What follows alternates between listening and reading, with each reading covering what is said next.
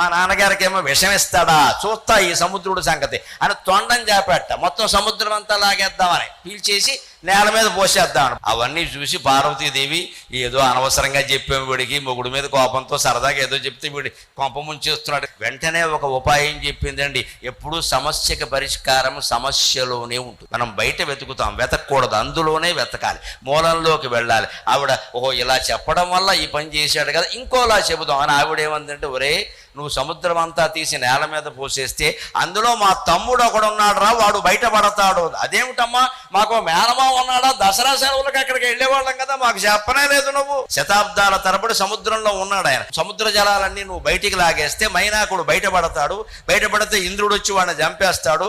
నాకు తమ్ముడు లేకుండా చేస్తావా, నీకు మేనమామం లేకుండా చేస్తావా అంట. తల్లిని తండ్రిని బాధ పెట్టే పని నేను ఎప్పుడూ చెయ్యను అని ఆ తొండాన్ని ఉపసంహరించుకున్నట్ట మన విఘ్నేశ్వరుడు.